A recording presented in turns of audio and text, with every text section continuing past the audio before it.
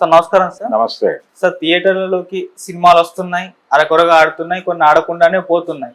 So వీటి వల్ల థియేటర్లకు భారీ నష్టం అయితే వస్తుంది. అయితే ఇప్పుడు రిలీజ్ లో ట్రెండ్ ఒకటి నడుస్తుంది కదా. సో స్టార్ హీరో సినిమాలు అన్ని కూడా రిలీజ్ అవుతున్నాయి, ఇవి కాస్త థియేటర్లను బతికిస్తున్నాయి అని చెప్పేసి అని అంటున్నారు సార్. ఎందుకంటే సినిమాలు ఆడకుంటే థియేటర్ల పరిస్థితి ఏ విధంగా ఉంటుందో మనకు తెలిసిందే. మరి ఇప్పుడు రిలీజ్ల మీదనే ఆధారపడి థియేటర్లు ఉన్నట్టుగా కనిపిస్తున్నాయి సార్. ప్రజెంట్ సిచ్యువేషన్ చూసుకుంటే ఏ సినిమా కూడా ప్రాపర్ గా ఆడట్లేదు, థియేటర్లలోకి ప్రేక్షకులు కూడా రాలేని సిచ్యువేషన్ మనం చూస్తున్నాం సార్. మరి దీన్ని ఏ విధంగా చూస్తారు సార్? అంటే థియేటర్కి జనాలని రప్పించటం అనేది సినిమా బాధ్యత అనుకుంటే, సినిమా ఒక్కటే సినిమా ప్లాట్ఫామ్ గా ఉన్న రోజుల్లో థియేటర్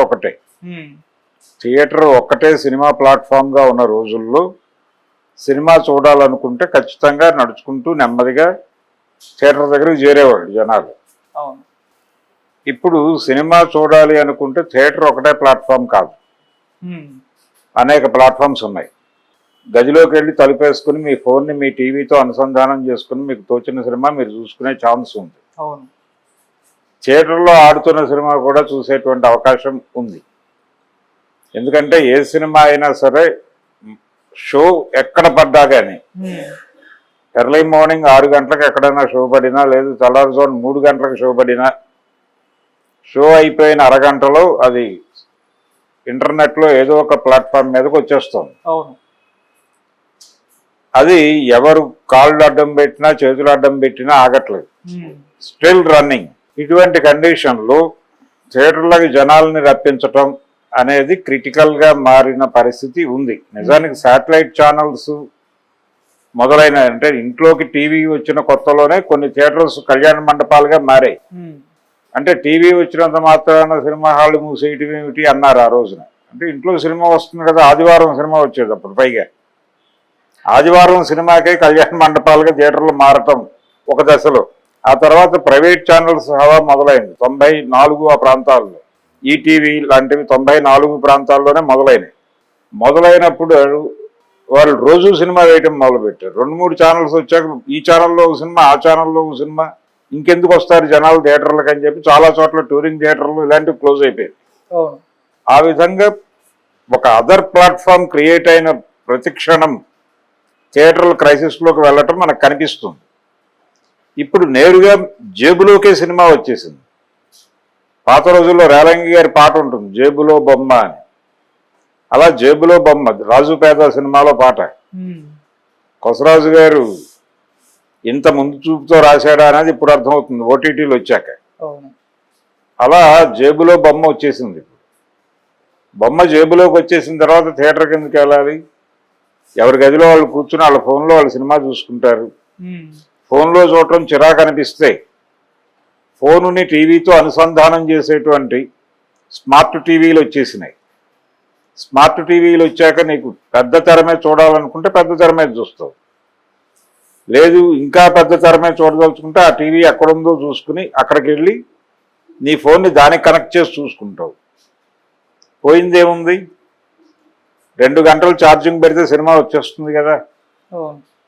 ఎలాగూ జియో ఉంది, 500 GB 1 TB వరకు ఫోనుల్లోనే డేటా ఇస్తున్నారు. ఇంకేంటి కావాలి ప్రపంచానికి? 1000 సినిమాలు డౌన్లోడ్ చేసి పెట్టుకుని హ్యాపీగా చూసుకుంటారు. ఈ కండిషన్ వచ్చాక థియేటర్కి ఎందుకు వెళ్ళాలి? అప్పుడు థియేటర్కి జనాలను రప్పించాలంటే నీ దగ్గర ఇంకేదో ఉండాలి. ఆ ఇంకేదో ఏమిటి అనేది రాజమౌళి గారు ఒక ఉపన్యాసం చేశాడు ఆ మధ్య. ప్రతి సినిమాని అద్భుత రసంలో తీయండి అంటే థియేటర్కల్ ఎక్స్పీరియన్స్ పొందాల్సి ఉంటుంది. ఆ మధ్య థియేటర్లో కూడా మార్పులు చేశారు. తెర మీద ఏదైనా ఒక యుద్ధ సన్నివేశం జరుగుతుంటే కుర్చీలు కదులుతాయి థియేటర్లో. అలాంటి ఒక టెక్నాలజీ వచ్చింది. అంటే మీరు కూడా ఆ సీన్లో ఉన్న అనుభూతి కలిగించటం. 3D ద్వారా ఒక ఎఫెక్ట్ వస్తుంది మీరు దానిలోకి వెళ్ళినట్టు. ఫిజికల్గా కూడా మీకు ఆ ఎక్స్పీరియన్స్ కలిగించడం అనేది టెక్నాలజీ వచ్చింది. ఆల్రెడీ మనం చూస్తున్నాం అలాంటి సినిమాలు. మ్యాట్రిక్స్లు ఇవన్నీ అలాగే ఆడినాయి. కాబట్టి ఇలా రకరకాల గిమ్మిక్కులు చేసి జనాలను థియేటర్కి రప్పించాలనేది ఒక ప్రయత్నం. ఇది మల్టీప్లెక్స్ వరకు ఓకే. మల్టీప్లెక్స్ ఆడియన్స్ వేరు. వాళ్ళు ఈ సమాజంలో వర్గాలు ఉన్నాయి. డబ్బులు సంపాదించే వాళ్ళు బీభత్సంగా సంపాదిస్తున్నారు, సంపాదనకు అవకాశాలు పెరిగినాయి, వాళ్ళు సంపాదిస్తున్నారు, ఎంజాయ్ చేస్తున్నారు, అక్కడికి వెళ్తున్నారు. 500 పెట్టి టికెట్ కొనటం పెద్ద ఇష్యూ కాదు.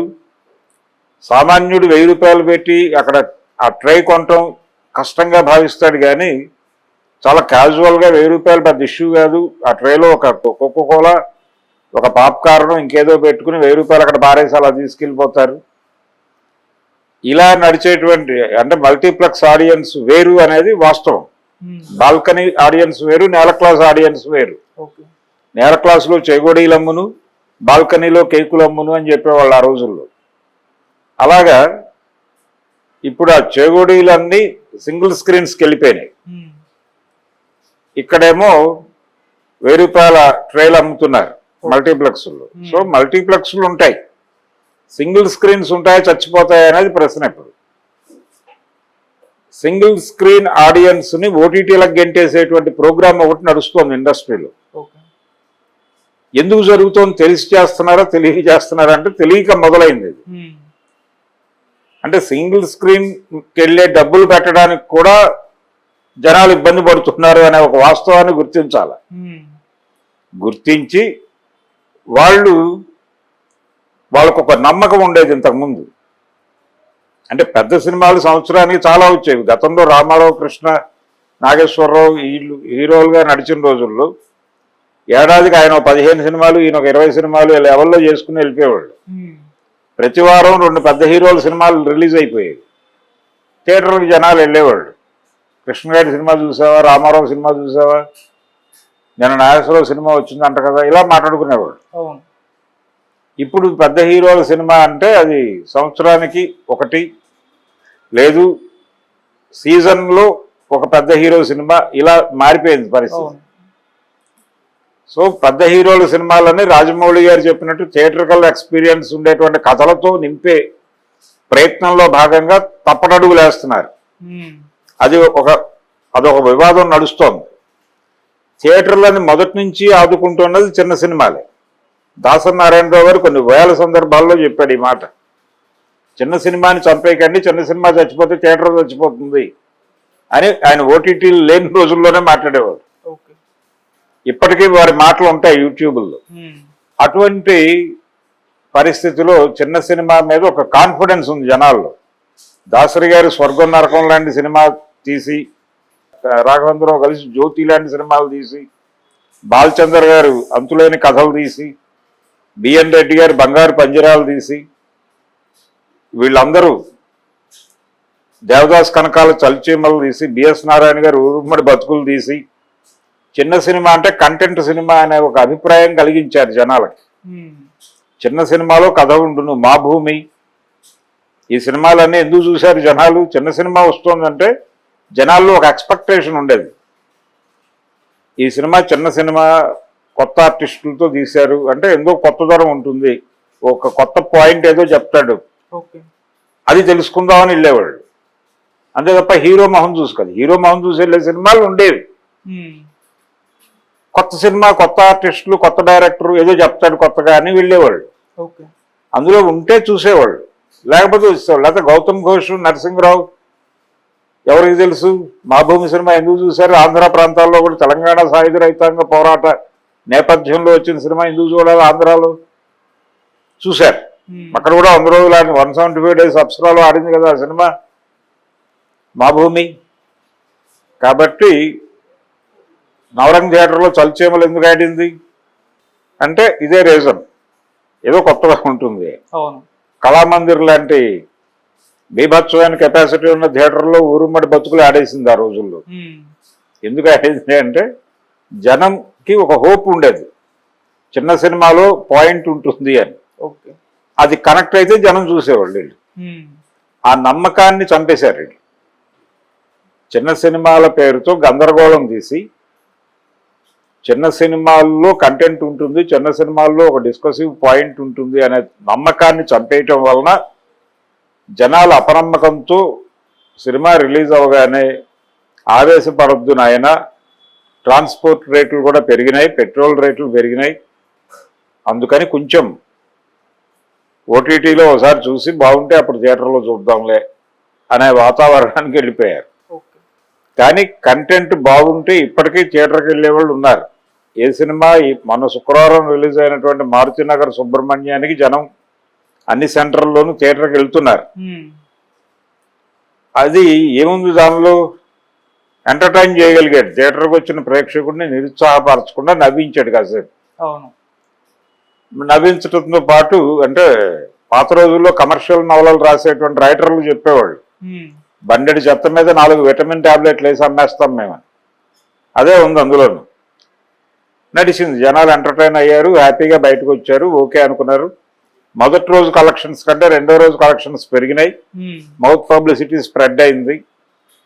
దానికి ముందు కమిటీ కుర్రోళ్ళు సినిమా, అందులో రిజర్వేషన్ లాంటి ఒక సెన్సిటివ్ ఇష్యూని కెలికి విజయవంతంగా సినిమాని రన్ చేయగలిగే డైరెక్టరు జనాలకు కనెక్ట్ అయింది.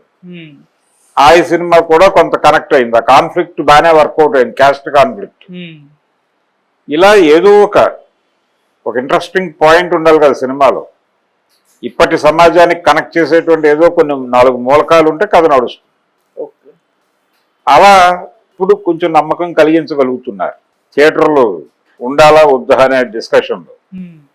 ఇప్పుడు కండిషన్ ఏంటి అంటే, థియేటర్లో గనక మీరు మంచి సినిమాలు ఇవ్వకపోతే థియేటర్లు ఆటోమేటిక్గా చచ్చిపోయి ఈ ఆడియన్స్ అందరూ ఓటీటీలకు వెళ్ళిపోతారు.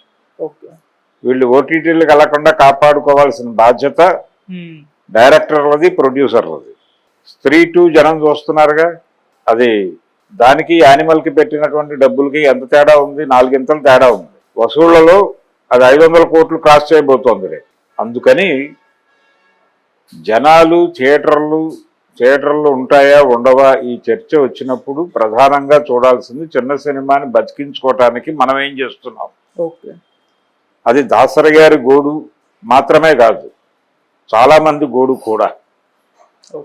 ఆయన వాంటెడ్గా చిన్న సినిమాలు చేసేవాడు మొదట్లో, పెద్ద సినిమాలు చేయటం మొదలుపెట్టిన తర్వాత కూడా చిన్న సినిమాలు చేస్తూ వచ్చాడు.